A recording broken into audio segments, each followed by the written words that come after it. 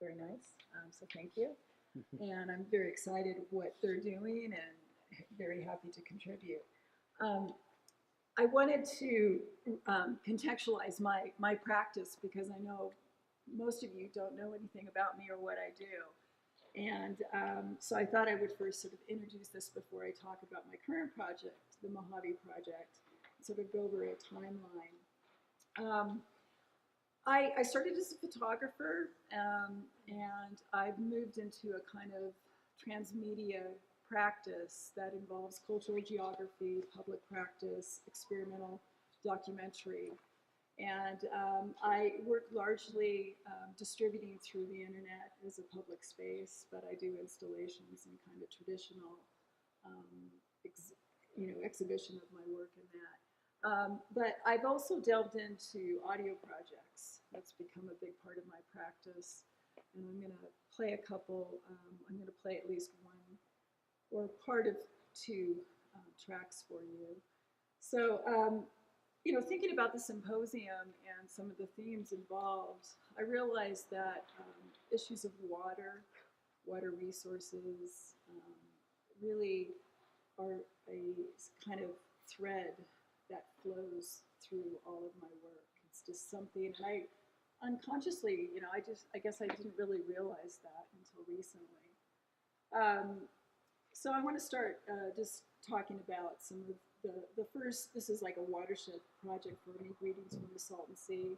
How many people know where the Salton Sea is or heard of the Salton Sea? Okay, so in southeastern California is the largest inland body of water. It is shrinking as we speak. It was formed at the turn of the century by an irrigation folly that took the entire flow of the Colorado River for nearly 2 years and poured it into the Salton Sink. Can everybody hear? Can you hear me? Can we make it a little louder? Okay. Yeah. Sorry, my voice is. No. Is this one master? Yes, that one. So the entire flow ended up at the turn of the century. This is like 1905 through late 1906 or so, and ended up with this inland sea. And at that time, Imperial Valley had been developed. The reason that the water ended up there was it was the largest winter farmland that was being developed out in that area. And once the sea developed, humans were attracted to it and wildlife. Over the last 100 years, it's become a destination for the Western Flyway. There's more birds that are at the Salton Sea that are in the Everglades. It's a really important habitat. Also because the Colorado River no longer reaches the estuary, and a lot of the birds that would normally winter in the estuary in Mexico have found this area. 98% or maybe even 99% of coastal wetlands have disappeared from California. So it's a very important kind of spot. So I was doing very different work in the 90s. I started working with computers, and it just sort of changed my practice. And somehow when I started working as a photographer digitally, I no longer was interested in multiple exposures and things I was doing experimentally, and I started to do really straight photography, documentary, inspired by someone like Richard Misrak. He's been a big inspiration on my work. And so some of the photos you see here, there's an installation here. This is, pretty much just documenting this area. I collect a lot of trash when I'm out in places. I collected shore debris, all these fragments of organic material, and that. When you're at the sea, there's tilapia, which is a non-native fish from West Africa. There's massive die-offs of this fish. It's a very prolific breeder, so they're sort of like a zombie fish. They just keep coming back. The sea is now nearly, I don't know the exact numbers, but it's 60% saltier than the Pacific Ocean, I think. It was like, it's between 50 and 60, let's say. That's a freshwater fish, and they persisted in that environment. So when you come upon the shore, you oftentimes, it's just covered with mummified tilapia. And it's pretty apocalyptic. When I was first there were a lot of motels and things in various states of decay. There was a kind of heyday where they're trying to develop it, make it into the next Palm Springs, and do all these sorts of things there. So the relics of that occupation had faded because there had been floods from too much water entering the sea. It's a designated agricultural sump, so Imperial Valley, to flush out that arid landscape, lots of heavy metals and salts and things, they have to constantly flush it to keep it productive. That all ends up in the sea. One of the things that people think the Salton Sea is polluted, that's not its problem. It's hypersaline. Hypersalinity and eutrophic conditions make it very problematic for fish and birds. And there's kinds of cycles of death that happen. The fish get sick, they die. It's so hot there, you get things like aviary botulism from the fish. Birds die, cycle begins again. All those fish create eutrophic conditions within the sea itself. So right now, what has happened in early 2000s is there was a major water transfer between San Diego County and Metropolitan Water District and farmers in Imperial Valley. So they basically have cut off the source seepage from the canals. There's several major canals that bring water into the area. Those have been lined. That seepage is no longer going to maintain the current level, so it's shrinking. Once it shrinks, everyone realizes that it's going to create a much worse particulate problem. PM10 is awful in this area. Okay, so you already have it from agriculture. You have issues. Childhood asthma is very, very high, if not the highest in the state of California. It's a poor part of the state of California as well. So looking at Owens Lake, which is another place that I've documented, there's, people are thinking once it really starts to significantly dry up, that there's going to be a very bad air pollution problem that's going to actually affect Palm Desert. A lot of people have third, fourth homes in this area, and that particulate will start blowing up in that area. There's been numerous attempts to try to save the Salton Sea, a lot of really ridiculous kinds of ideas. One that when I was researching the project was actually bringing pipes from the Gulf of California, piping in ocean water into, going through Mexico and that. It's an international biosphere. This was probably, I don't know, more than a couple million to do this proposal, and they didn't bother to check that it was an internationally protected biosphere. So, it's not a simple solution to fix this. My thoughts are, make it nice for the people that are there. There's not a lot of people, but a lot of people have actually come in there because it's affordable. It's sort of a leftover place. But I'd like to see part of the sea maintained somehow for the Pacific Flyway. There's no place for those birds to go, or we have to put more energy into the estuary. So this was the beginning of my practice that really looked at the built environment and how we as humans interact with these places and what are those repercussions of those interactions. So just after I was working on that project, and that project was actually, it was my thesis for my graduate studies. I got a commission from the Seattle Arts Commission to work on this project called Salmon in the City, and it was artists and performers and writers and poets responding to this ESA listing of regionally threatened in urban environment in the Seattle metro. I grew up in Washington State, so I'm very familiar with salmon issues and that. It's very important to me. A seminal event when I was a child There's a watershed in where I grew up, the Cedar River watershed. And my father and I used to go down fishing down there. And there's salmon, still spawns. I saw them last fall, actually, spawning. But they brought me down there when I was probably about, I don't know, 6 years old. And there were a lot of Chinook spawning. And if you've ever seen Chinook spawning, the males have these monstrous heads, these big hook heads. They're bright red. They're pretty frightening for a 6-year-old. And, there's a smell because once the adults spawn, they sort of beach themselves and they start to decay and they become part of the forest. There's this whole cycle. And I was sort of horrified, but at the same time, I was just like, this is amazing. I got it as a kid. It just stayed with me.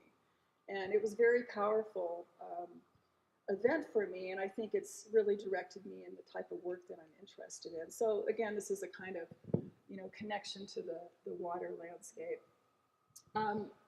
So I was able to connect with Amy Balkin up in San Francisco during a residency program. And we had discussed collaborating at some point. If you don't know about her work, please Google her, she's amazing. And we talked about an interest in maybe doing something along the I-5 corridor in California. And she came up with this idea when she was at Stanford in graduate school, and she had Bradley Angel from Green Action Network came in and spoke about EJ, environmental justice. And she said, hey, I want to work on this audio tour project of this area, but I want it to be about a framework of environmental justice and look at the toxic landscape, the invisible toxic landscape of this area. And so we worked together. Tim Halber, who I've continued to work with, did sound design and that, and we had a couple nonprofits, mainly Green Action, their environmental justice group. Bradley has done so much in that area, all across the state. He's really amazing. This is a pretty long project. It's about nearly 2 CDs. It's free to download, invisible5.org. You travel, either you can arrange the tracks from Los Angeles to San Francisco or vice versa.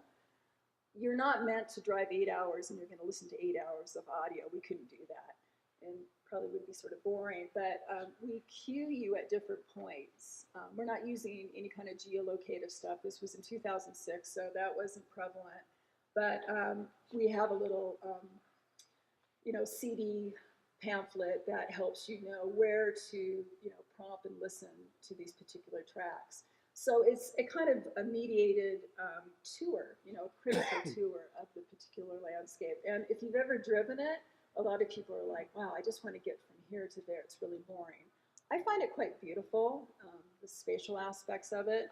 But one thing you have to realize is if you just take some of those exits and you get off into some of those agricultural areas, it's really amazing. There's quite a array of life and all sorts of things that are happening there that is very worthwhile. So I'm going to play a little bit of a track from Invisible 5, one of the tracks. This is Tony Azevedo. He is an organic farmer. He is talking about a transition from conventional dairy into organics and that, and he's a spokesperson for Organic Valley Farms. So, and I'm sort of have this jury rig where I have to put the mic down. Listen, so.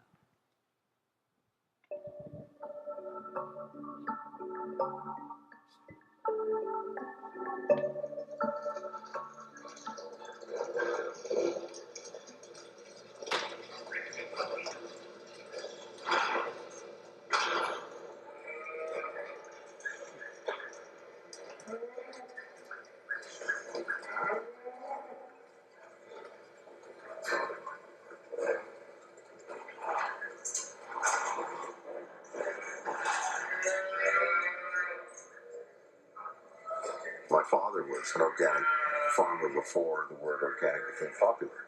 He was very much into pasture, very much into controlling the number of cows, milking enough cows to make a living.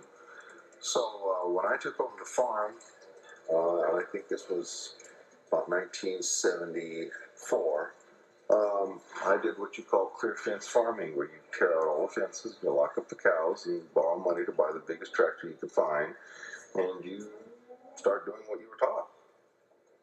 And it worked very well for 7, 8, 9, 10 years until you literally mine all the minerals out of the soil. Then you start getting into the commercial fertilizers and the commercial sprays, and all these problems start evolving. And basically noticed that just this wasn't going to work. So then I decided to look into organics.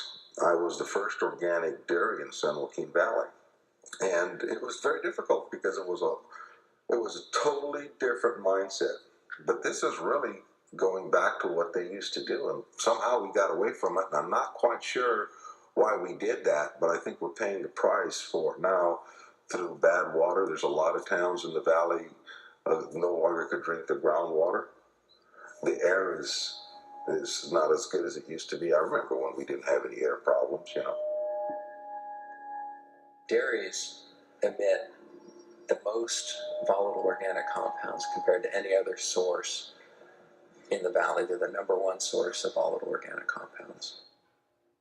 My name is Brent Newell, and I work for the Center on Race, Poverty, and the Environment as an attorney, primarily on agricultural air pollution issues. Most of my work is in the San Joaquin Valley, which is the most polluted air basin in the United States. One of the reasons it's the most polluted is because agriculture is largely unregulated, and the people who are in charge of making the policy decisions in air quality are local supervisors who are wed to agriculture and other polluting industries.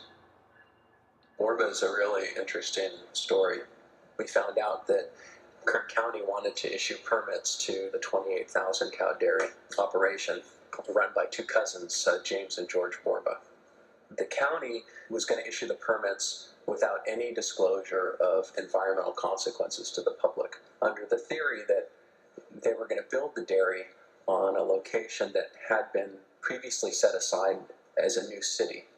So this new city, which wasn't going to be built anymore, was going to emit a certain amount of pollution, and these dairies, by golly, they weren't going to emit as much pollution as that city was, so there was going to be an environmental benefit to the people of Kern County. So we ended up suing Kern County, and Kern County settled and agreed to do an environmental impact report. It was the first EIR for a dairy in California, and we were successful in having the court invalidate that first environmental impact report because it failed to look at the cumulative air pollution effects. It failed to disclose the volume of manure seeping into the groundwater. It failed to provide meaningful alternatives to the project. It was a huge win at the time. We again shot down the second EIR because the county was not analyzing smaller dairy herds as an alternative to a 28,000 cow dairy. You know, the theory was that you should be able to have a profitable operation with less than 28,000 cows, and we were right. We also won because the county did not disclose the public health effects of somebody living nearby the facility, and they didn't do an analysis of, you know, how much particulate matter would be in the air and what effects that would have on someone. Eventually, the dairy ended up getting its permits. As a result of Borba and the litigation, it went from, you know, this is something that's going to improve the environment for you members of Kern County, to a disclosure from the county saying that this facility was going to emit so much pollution that we can't mitigate all of it, we can't reduce all of it, and it's a unavoidable consequence, and we believe that dairy development is more important than the effects on public health.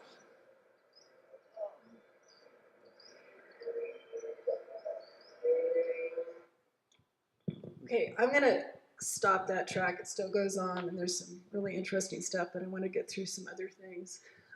there. So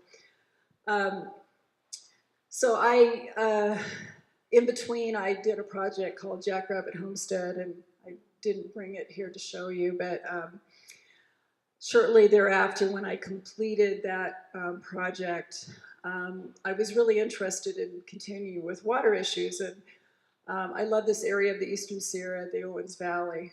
I don't know how many people have been to Mount Whitney or Owens Valley, but this is where the historical source of water comes to Los Angeles, 233 miles away, at least with the first aqueduct.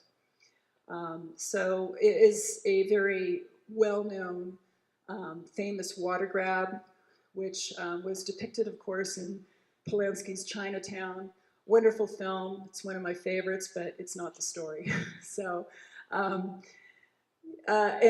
you know, it was surprising to me that a lot of people, you know, near the anniversary of the construction of the aqueduct, which was begun in 1913 and completed, you know, 100-year anniversary was 2013, people still believed that Chinatown was the actual narrative. So a lot of people were working on work related to this, and I decided this would be a good time. So California Council for Humanities awarded me a community stories grant. Most of my work is grant funded because I like to distribute it free for the public, and they've been a great supporter of my work. And I decided to go up, and first I was gonna try to make a fair playing ground. I was gonna talk to people in Los Angeles and Owens Valley, but the story was so compelling in Owens Valley, and I just felt I really need to tell it from this perspective. But I did invite DWP, which is the utility that actually runs the water there, you know, I interview people there. So I wanted to make it somewhat fair, but if you just listen to the 16 tracks, you get an idea of, you know, how Owens Valley was colonized. And I think it's interesting to really think about the fact that a lot of people have heard the narrative of the ranchers and farmers, how the water was taken from them. But of course, there were people before them, Native Americans. The Paiute were there in the valley. And, you know, the water, the land was taken from them as well. So I have a track, and this relates, this is Harry Williams. Some of you were here the other night, so you heard Harry speak, you saw him speak. And I'm gonna play a track with Harry Williams talking about the ancient Paiute, the ditches network, and some of his thoughts. So. We have a mural downtown. It was a big controversy when the Mural Society painted it. It's on this little pink building. I don't know if you've seen it. The guy that painted it, he looked back, and he's got the Sierras in the background with the orchards and everything, but right in the middle there's this pump. And around the pump it's just gray. What it signifies is LA started pumping the life and the color out of the area. It's turned everything gray. Pumped all the water out of here and sent all that life and that color down to LA. Yeah, my name is Harry Williams. I got into the environmental world around in 1996. I joined the Owens Valley Committee. I started studying up on as much as I could because LADWP was drying up my homeland. Over the last 5 years, through some of the people in White Mountain Research Station, I got involved with teaching and talking to students about the political side of land and water in Owens Valley. We talked to the urban school one day, and they sent me back this little letter from this one girl. She goes, after we got done talking to you, we traveled for several hours through the desert. Then as we pulled into LA, we could see what you were talking about, all the green and the lawns and the fountain. But that was all the water from your area, she goes. And I understand what you meant by sucking the water and the color out of the area. This valley's always been about water. From Oak Creek all the way to Pine Creek. Every one of the streams that came off the Sierras had their ancient irrigation systems on them. They spread the water not to get to one place or the other, but for the water to drain, to seep into the ground. Because once you got really wet ground and water was in the ground, then you got a lot of growth. And then growth brought animals, so you had more stuff to hunt and feed on. The irrigator was an elected position for different little parts of our tribes. There was like 3 different main tribes in the Bishop area and a bunch of family units, but every one of them elected a Tveju, who was the irrigator, and to irrigate and Tveju do it. Those are separate words that we've used that cause the archaeologists and the linguists to try to understand. Did we create our own irrigation system, or did we adopt it from somebody else? But I always figured we created it by just watching the things nature does. You put water on the ground, you get growth, you get life. That's just a natural fact. And so that's where I'm really interested about how this country looked before any settlers got here. You ready to take a ride now?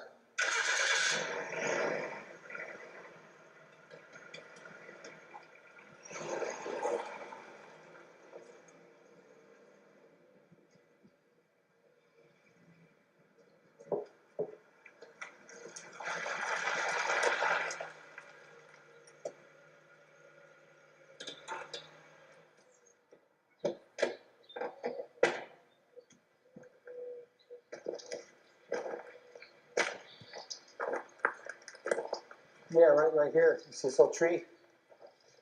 It's probably around 1880s or so is when it probably died, when they stopped using it. But this ditch system goes straight across there, and it'll go almost through that one little hill over there. Then it goes straight across to the creek.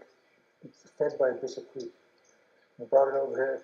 When I was a little kid, we used to rabbit hunt out here, and I always wondered, I ran into a irrigation diversion made out of wood, and I was wondering, what's this doing around the desert? I never did think of it, but then later on in life, I just said, that's how I found out about these ancient irrigation systems. There's about, right below here, about right over in that little yellow area, used to be a swamp. I got to see it on a plat book one day. From here on down, it's all green, completely green. It was fed by our ancient irrigation systems, all as far as you could see. Everything was just fed. Look at the old tree stumps right here. It'd be amazing to see how green it really was. I'm really concerned about the area. I go out and talk against 2DWP and tell them how wrong they are to take so much water, but it just goes right through one area and out the other. Well, they treated us like a colony, like they're the emperors and we're the colonists. They still treat us that way. Their meetings are one-sided. They'll take the county to court anytime they could because county can't afford to go to court. I've been involved when the Lower Owens River project was there. I was in the court when LADWP was ordered to do the Lower Owens River project by a certain date. If they didn't, they would shut down the second aqueduct. The room went completely quiet except for me. I smiled and giggled. But the only thing that moves LADWP is a court order. This year they pumped 91,000 acre feet from there. And the year before then they pumped 78,000. So this year we supplied LA with 71% of their water. When it was a record snowfall up here, they didn't need to. One thing I found out, it rains enough in LA and they allow all the water to run off into the ocean without trying to collect any of it. But that would supply LA with all of its water if they tried to collect some of the water from the rainfall. It's an ugly thing though, the way they treat this area. They treat this beautiful valley like a commodity and they can buy and sell it and it don't matter whatever. I have to fight it. I'm not leaving my son, my relations, nieces, nephews. Hopefully my grandkids one day, they're going to still be living here. I don't want dust being thrown in their face. I want it to be that pristine place that they talk about.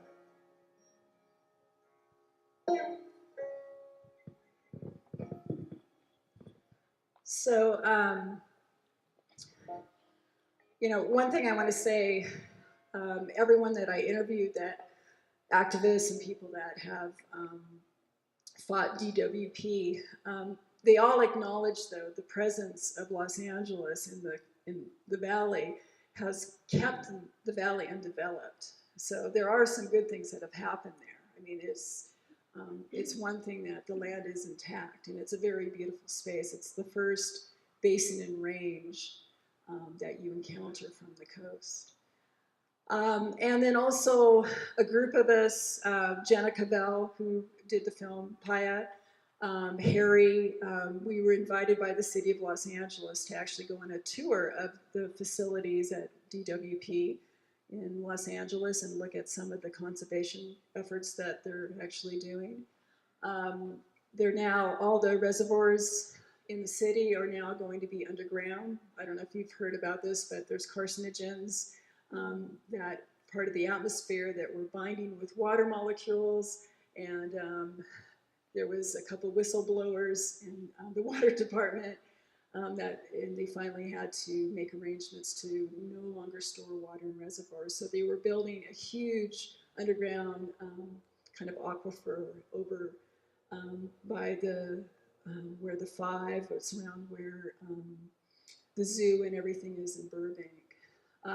They're also making efforts to reclaim rainwater, like what Harry just mentioned. And that is one of their strategies for the future, is to reclaim water and to actually use the water that comes into Los Angeles itself as the main water source. So there are some positive things that are actually happening. But you know, you have problems with skunk works, which is aerospace industry up in Burbank, San Fernando Valley, where that aquifer, when Mulholland first brought the water down, he wanted to just dump the water in the valley. There was, you know, just farmland in there, let it seep into that aquifer and store it. That's the best way to store it. But we've polluted it with all this kind of aerospace contamination, PCBs, all sorts of things. So they're spending millions of dollars, probably billions, to clean it up, just to put the water back into it. So a lot of backtracking in that. But it's a very fascinating story. I want to say that this particular tour is like I-5. It's meant for you to actually travel up through this scenic byway. And so you're getting this kind of alternative history of this area. And that's the best way to experience it. So 395 is one of my favorite highways in the country. And if you have a chance to do it and you feel like it, it's about a 90-minute tour. You can download it for free and you can listen to it as you drive up the valley towards on a lake. Yeah. Okay, so I'm gonna, oh, and I wanted to say, just a little backtrack. We were watching that barn being moved, that dairy farmer, Tony Azevedo. I was sitting in his house, and it's this gorgeous, this huge farmhouse. It's a couple stories. And I was like, oh, this beautiful house, you know, when was it built? And he goes, well, I moved it. I moved it. He moved it himself from another town in the Central Valley to that present place. So it can be done, you know, it can be done. My project that I'm working on now, this is a long-term project. It's multi-year. It's another project that's supported by Cal Humanities through the California Documentary Fund. And I've embarked on this kind of research project to create this kind of repository, of knowledge based on the Mojave Desert, based on the cultural landscape, the geological landscape, and the physical landscape. And I'm working this out through these kind of field dispatches that I usually do about once a month. Sometimes there's contributors that are writing some of these, and they're on a variety of topics. The idea is to get people interested in something and to move to something completely different. So in the past, I looked at king clung creosote. Creosote, you guys may call it chaparral out here. It's a ubiquitous desert plant, more ubiquitous than Joshua trees. And out by where I live in Joshua Tree, in Apple Valley area, there is a preserve. What is amazing about king clone is when you go out there, you don't really see it. You can't see it unless you're above it. And so that's how the researchers found it when they looked at some Air Force aerials in the 1970s, before we had, you know, Google and GPS and all the wonderful things we have. And they noticed an anomaly in the landscape, and they went to locate it, and that's how they figured this out. There's a road right next to King Clone and all the other smaller creosote rings. Only certain places, certain areas, does this happen. So there's certain areas throughout the Mojave Desert where you can have yuccas will clone and creosotes will clone. The road is a mining road, and it very easily could have been put right through King Clone. So it tells you something about the desert environment. So something's been there for undisturbed for 12,000 years, a plant. I think that's pretty amazing, you know, because we don't have a lot of places on the coast that we have it somehow affected, negative or positive. And, you know, the fact that that's out there. That concern, you know, is something when you start to think about all the kind of industrial green energy projects that are going out in the desert. So we have the Ivanpah Solar Project that's out there, and it's a beautiful, you know, thing to look at. I just saw a book over at Photo Eye Books of a photographer that did this stunning black and white imagery of it. But when I see that, I am so disturbed. I am for solar. I have it on my roof, but it belongs on people's roofs, not in huge arrays with death towers that fry bats and birds and kill desert tortoises. So it is a kind of space right now that is really being challenged. And now with this new administration, you know, it's an all-out war. So, you know, it's something to think about. Also, I don't know how many of you realize with industrial solar how much water it requires in these kinds of environments. It requires a lot of water to produce. So these are some of the things I'm thinking about. I haven't written a dispatch about that, but I'll get around to that.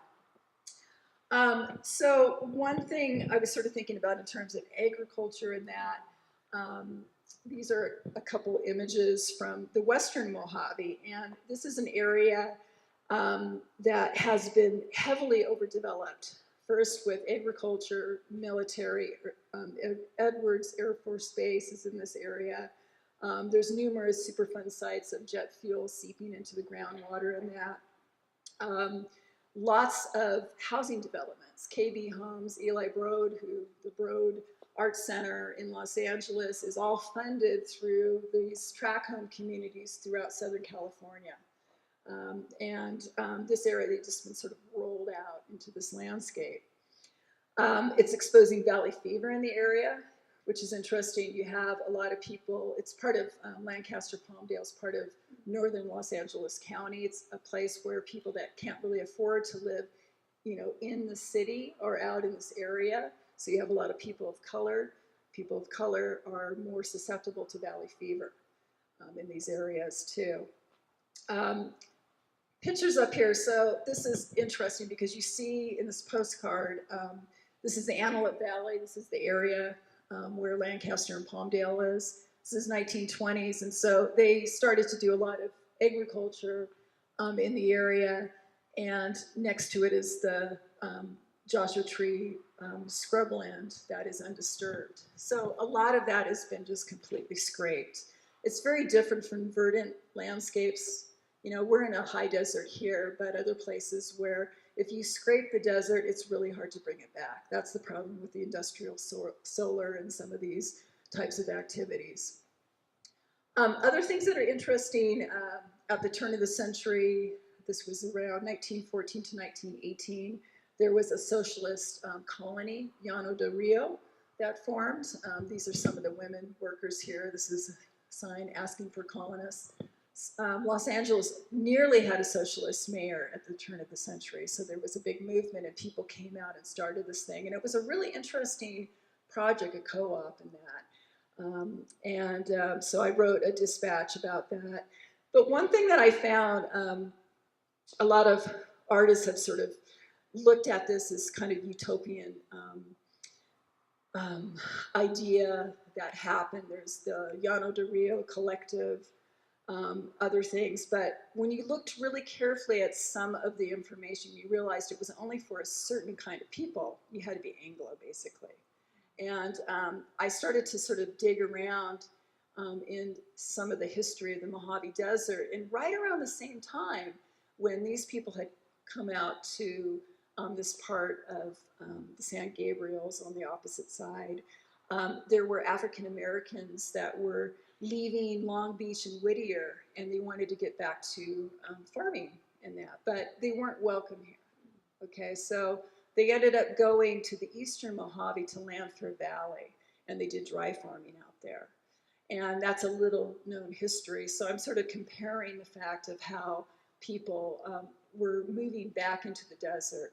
The Mojave Desert was a far wetter environment during this particular time, so people could actually farm during the 1920s. Then it went back to its kind of normal self. Other issues with water, you guys probably all heard about Hinckley, Aaron Brockovich. Hinckley is a town in the Mojave Desert that's close to Barstow. It's still suffering from those plumes of chromium-6 and all kinds of nasty things in the water. That didn't end with the film. That's all been recent. Those plumes are moving in different places. So I'm looking at a dispatch that's going to talk about healing waters and harming waters. I'm also interested in a medicinal place, Coso Hot Springs, which was a place for Native Americans to congregate. This was medicine for you to go if you were ill. And it was mostly sort of taken care of by the Timbisha Shoshone and some of the Shoshone, but people from Utah all over came to this place. If you were ill, you would come to this place to be healed. Those hot springs now are in China Lake Naval Weapons Center, that reserve. They've been, the military always sort of takes something new every time a new general comes in. So it's now inside of China Lake. And it was very contentious, but they worked it out where Paiute, Shoshone, different indigenous people can actually come in and use it. But they also placed a geothermal plant there because it's seismic. There's lots of energy there.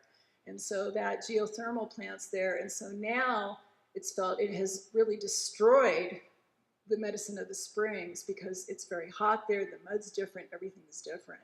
So, this kind of contested layers of activity in the landscape is something that I'm really interested in looking at. Over in the eastern Mojave, you have places like Armagosa Valley, Ash Meadows, Devil's Hole. This is a place that I was just obsessed with around this time last year, wrote about.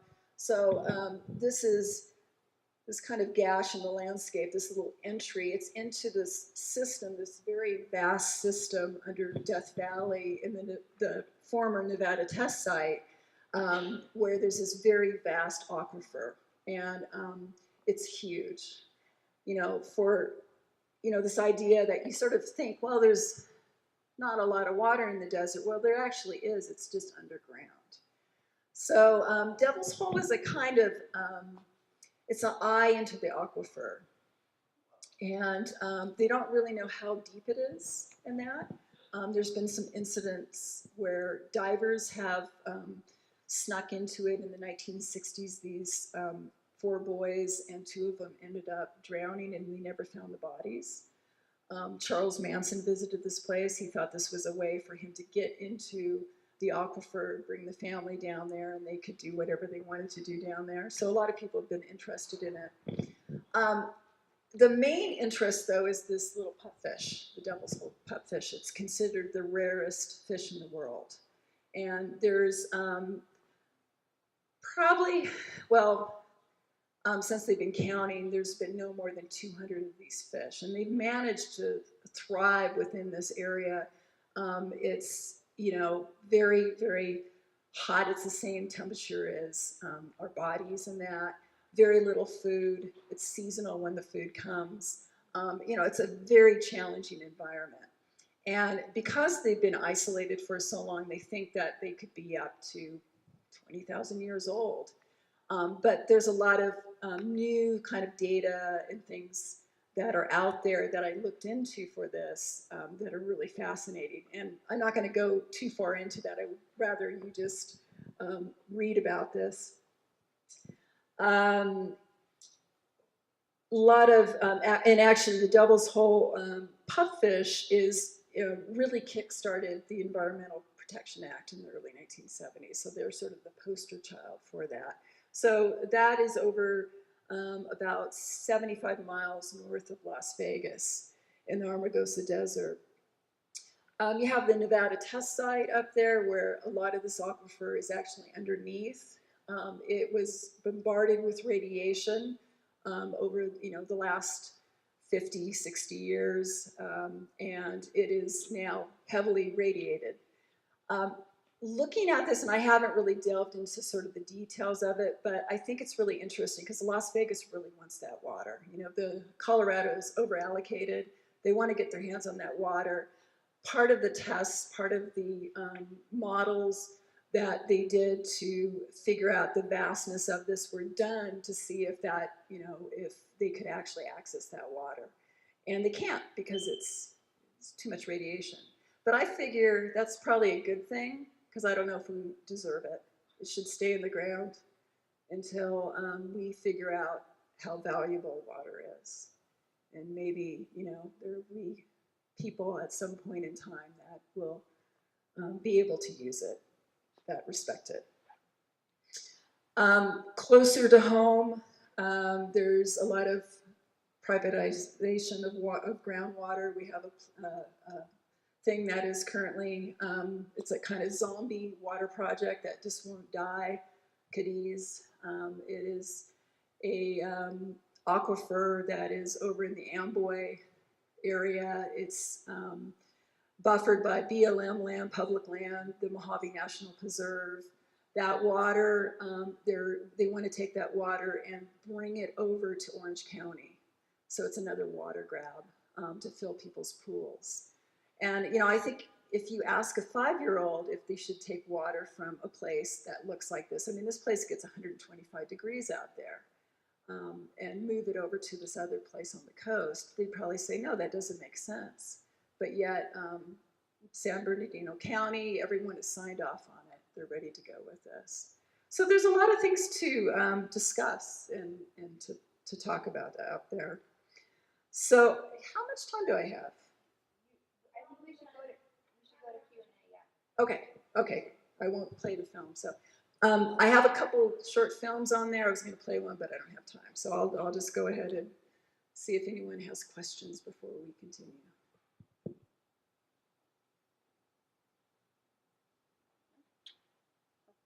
So you've described a bunch of different kinds of land relations and relationships and the scars that are left from these aspirational systems and failed systems and the boomtown of Salton Sea and these like forgotten irrigation channels.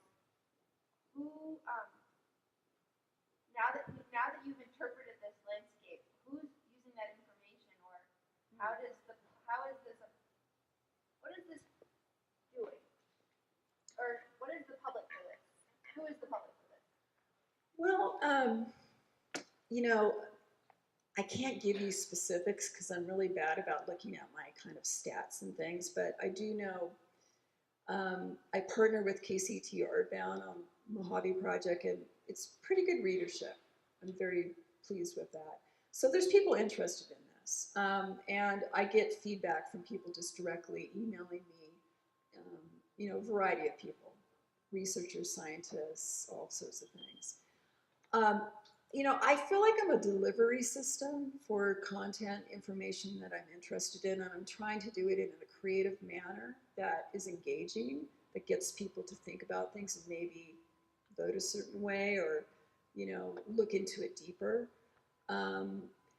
It is for the general public. I'm not interested in writing for my peers, the scholarly kind of thing. I want it to be for people to educate and to understand, but also in a way that is creative, engaging, experimental.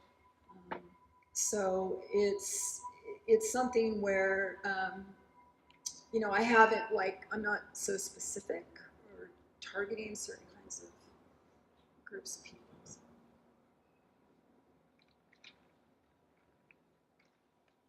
Should we move on? With these histories that you're kind of uncovering or